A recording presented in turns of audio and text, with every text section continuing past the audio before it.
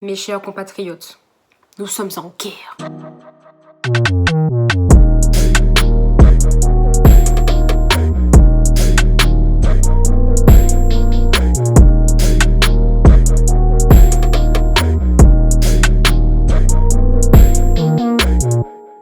Salut les babes! Alors oui, à défaut d'avoir le masque pour le corona, j'aurai un masque de beauté. Je rentabilise mon temps. Je suis d'accord, ce n'est pas très pratique pour parler, ni même pour sourire, ni même pour manger. En fait, pour rien du tout, c'est pratique. Mais d'ici 5 petites minutes, j'aurai des pores resserrés et peut-être qu'on pourra parler avec un peu moins de sébum. Et à ce moment précis, les gens sensés doivent se dire « Putain, qu'est-ce que je fous sur la chaîne d'une nana qui a un masque de beauté et un pull de Noël en pleine nuit ?» Voici le masque que j'ai sur le visage. C'est celui de la nana de chez Sephora pour resserrer les pores. Ils nous disent que c'est un masque perfecteur, pores lissants, tout ça et blablabla. Et j'en ai besoin parce que mon visage, c'est de la merde ce temps-ci là. Si vous voyez pas trop, regardez-moi ça, c'est quoi ça? J'en ai marre d'être moche. Je crois que le jour des updates où on met les meufs en mode bien bonasse et tout, bah j'étais pas là, on m'a loupé. Ils m'ont clairement oublié sur le banc. Bon allez, j'enlève ça là, qu'on voit un petit peu ma vraie face. Je n'aurais jamais cru de ma vie me mettre autant à nu devant une caméra. Incroyable. J'ai la peau toute douce, c'est archi plaisant. Me revoici! Ah, c'est mieux comme ça, hein. Bah alors les gars, le confinement, ça y est, on est en plein dedans maintenant. Écoutez, moi ça va, pour ma part, ça fait au moins 2-3 mois, je suis déjà en confinement par rapport à autre chose dont j'en parlerai plus tard. Je peux rester pendant toute l'année comme ça, tant que j'ai de la bouffe internet et des croquettes pour boobs. Tout va bien. Bon déjà, je pense qu'on doit vous faire un petit récap tranquille de tout ce qui s'est passé ces dernières semaines entre le corona, le confinement, l'amende, etc., etc. Bon déjà, avant toute chose, qui regarde cette vidéo en ayant le coronavirus? Je ne rigole pas.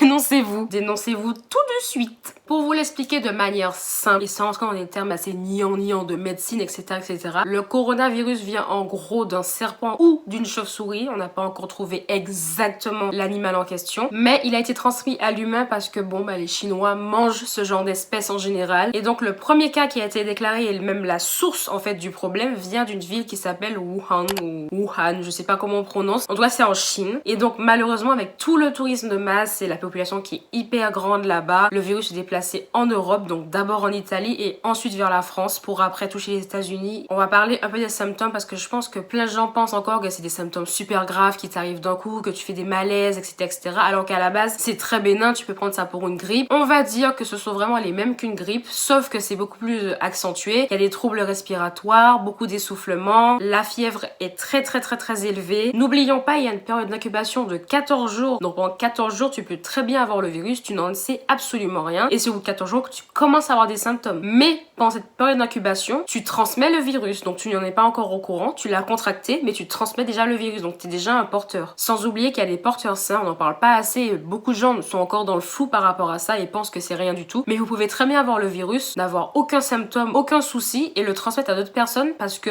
vous l'avez contracté mais vous n'êtes pas malade vraiment. Ça a été montré d'ailleurs que la plupart des porteurs sains sont des jeunes. Donc justement, quand je vous dis sur les réseaux de faire attention, les gens qui rentrent au pays, en Martinique, Guadeloupe et qui pensent qu'ils n'ont rien du tout ou que bon, pas dit qu'on va avoir notre famille et tout. Justement, c'est là que vous faites tous la plus grosse erreur parce que vous rentrez au pays avec tous vos microbes et vous allez le donner à des gens qui sont déjà âgés et fragiles. Je prends un exemple, là actuellement il y a 19 cas, mais lundi on était à 1 cas en Martinique. Vous vous rendez compte? Il y a 27 cas en Guadeloupe, alors qu'ils en avaient 0 au départ. Et pourquoi? Parce que les gens, ils rentrent chez eux. Il y a eu la vague des gens qui rentraient du bateau de croisière et personne prend ça au sérieux. Tout le monde pense que c'est les îles, il y a rien qui se passe. Regardez. En plus, moi, j'ai vraiment de la peine. Moi, je suis en France, ma famille est en Martinique. Il y a un hôpital, voire presque pas en Guadeloupe, quand même. Donc vraiment, c'est pas à prendre à la légère. C'est pas ça y est, je tousse, oh, j'ai le corona. Pas du tout. En soi, le coronavirus peut toucher n'importe qui, hein. Mais il est vrai que les cas les plus graves sont quand même décrétés sur des gens assez âgés et assez faibles au niveau de leur défense immunitaire. Franchement, je trouve que vous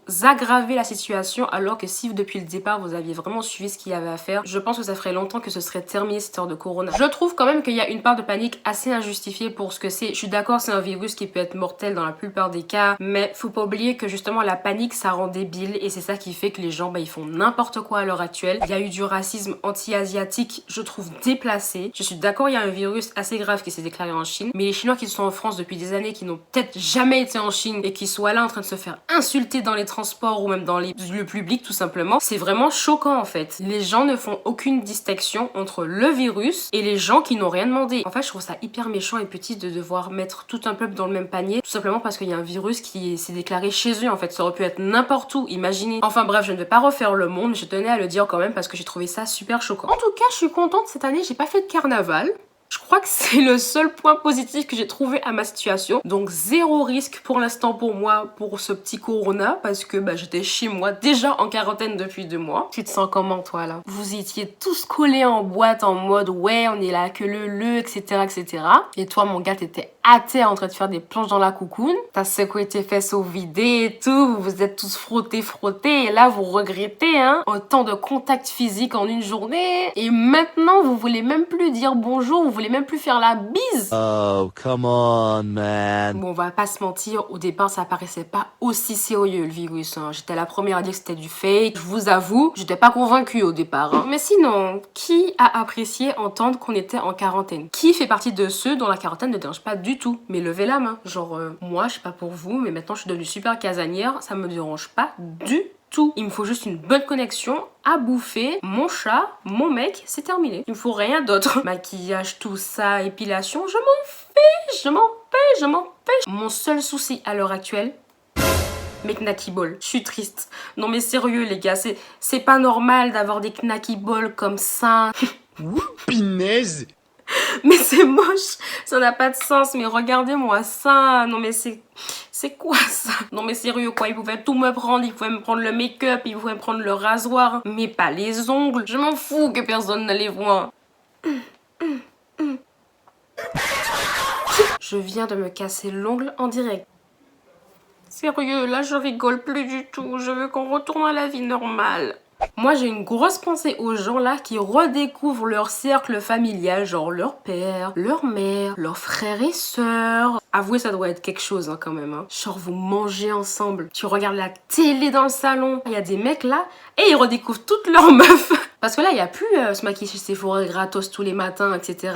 Les parfums et tout. Parce que là j'y pense là. Plus d'esthéticienne, plus de maquilleuse, c'est fini les petites pédicures et tout. Là vous êtes dans la merde. Ah non, moi on peut pas m'attaquer, hein. J'ai joué la sincérité. Moi, il m'a connu, j'étais déjà moche. Hein. Vous savez ce qui est drôle cette quarantaine? C'est que le français est tellement insolent qu'on a annoncé la quarantaine. Il y avait des gens qui faisaient des pique-niques, des gens qui vont faire des petits foot au calme. Non mais sérieux, Macron se fait même pas respecter sur son propre territoire, les gars. Les Français, vous êtes insolents. On vous dit restez chez vous, vous faites des pique-niques. Maintenant qu'il y a plus de NBA, plus de football, plus rien, vous pariez sur des trucs de ouf, les gars. Vous pariez sur du ping-pong, des trucs allez chercher ce genre de prono quoi. Vous allez nous dégoter des paris sur des clubs mexicains ou je sais pas où, mais la vérité, vous êtes malades. Il y a des gars qui se sont mis à regarder du bowling. Mais vous me fatiguez, vous me fatiguez. Je crois que la décision de quarantaine qui m'a le plus touchée, c'est que je me suis dit oh, mais il n'y en aura plus de McDo. Heureusement pour moi, il y a encore les services de livraison, Uber Eats, tout ça. Pour ce confinement, ça va être vraiment ma priorité, quoi. Après, je le prends à la rigolade, hein, mais pour moi, le truc le plus imbécile dans toute cette frénésie de coronavirus, c'est les gens qui vont acheter au moins 14 packs de farine. Si c'est pas pour faire des beaux kits, qu'est-ce que vous faites avec tout ça de farine, d'huile, de sel chez vous? La paranoïa des gens et l'excitation fait que les magasins sont fait dévaliser pour rien du tout. Avec toutes les mauvaises infos, toutes les fake news qui circulent sur tous les réseaux et tout, les gens sont devenus zinzin. Il y a des bagarres dans les centres commerciaux pour du PQ. Mais dites-moi, en cas de fin du monde, ce qui n'est pas le cas en l'occurrence, qu'on le rappelle, mais en cas de fin du monde, à quoi vous sert le PQ? Donc ok, il faut devenir propre, etc. mais c'est encore ces nuances qui se développent que maintenant. Il y en a, ils se douchent même pas. Pourquoi c'est du PQ que tu vas aller acheter par 16? Non mais je vais vous la mettre, hein. Vous avez pas vu la vidéo de la daronne qui envoie les paquets de PQ dans son caddie comme ça dans le supermarché, par-dessus les gens? Il y a une vidéo d'un gars, je vais le mettre en accéléré, il a acheté au moins 16 barquettes de pommes. Ça pourrit dans 3 jours. Tu fous quoi avec 16 barquettes de pommes? Donc je suis d'accord, il y a une famille à nourrir, mais encore une fois, on n'est pas en pénurie, on n'est pas en fin du monde. À la base, l'approvisionnement est censé se faire normalement, on n'est pas censé être en crise, mais tellement les gens vont acheter dans les magasins, ils vont dévaliser les centres commerciaux, là, ça va faire une pénurie parce que les magasins, ils ne suivent plus. Alors là les gars, si j'avais pas trouvé les croquettes de Boobs, on aurait eu de gros problèmes. Parce que là, monsieur Boobs, il a compris qu'on est en crise. Le mec, il me réclame toutes les 2 minutes des croquettes. Sinon, bah, vous faites quoi pour tuer un petit peu votre ennui? Parce que bon, moi c'est bien drôle, je fais des vidéos, mais à part ça, bah, j'ai usé mon compte Netflix, hein. Je n'ai plus aucune série à regarder actuellement. Parce que là, c'est fini les boîtes de nuit, la mala tous les soirs, le vendredi, tout ça. Maintenant, faut ressortir les Uno, les Monopoly, Puissance 4, etc. Hein. Heureusement, je me suis commandé un Uno qui arrivait un petit peu avant la quarantaine. J'ai regardé tous les films possibles. Amazon Prime Video aussi, il y a pas grand chose. Non mais sérieux les gars, si vous m'avez sur les réseaux, vous savez que le Grinch, je l'ai regardé au moins 46 fois. Hormis le fait que c'est mon film préféré sur Noël et que j'adore Noël. Là, c'est dimanche tous les jours. Je me réveille à 16h, je me couche à 6h. Je suis claquée, on dirait un zombie dans la maison. Je me réveille, c'est le goûter. Je vais me coucher, c'est le goûter. Ça n'a aucun sens ma vie à l'heure actuelle. Dites-vous que j'avais réussi à perdre 10 kilos avant le confinement. Mais là c'est archi mort frère. Comment je fais maintenant? Je vais prendre au moins 15 kilos. Le summer body n'y est toujours pas. Enfin bon les gars, laissez tomber les réseaux sociaux. N'écoutez vraiment que les informations officielles à la télé. Parce que toute info n'est pas bonne à prendre. Il y a beaucoup de débilité sur les réseaux sociaux. Préservez-vous, préservez vos proches. Essayez de prendre des nouvelles. Appelez les gens si vous voulez. Faites des FaceTime communs. Restez chez vous. Arrêtez de vous déplacer, ça sert à rien. Et je voulais vous dire une chose très importante, il y a une liste de médicaments à ne pas prendre, donc je vais vous la mettre en barre d'infos, avec tous les médicaments qu'il faut prendre pour la fièvre et tous ceux qu'il ne faut pas prendre pour la fièvre. Je vais essayer de vous faire un petit récap chaque semaine de la situation pour parler de ce confinement et avoir un peu de vos nouvelles les gars. Pour l'instant, ça a l'air d'aller, hein, à ce que je vois. N'oubliez pas de partager ma vidéo, c'est très important, j'ai donné beaucoup d'informations qui sont assez utiles à savoir, donc n'hésite pas à la faire tourner autour de tes proches, tes amis, etc. N'hésite pas à me mettre un petit commentaire pour me dire ce que tu fais pour ta période de confinement, hein, quel remède tu as trouvé contre l'ennui mon cher. Sur ce, bisous les babes.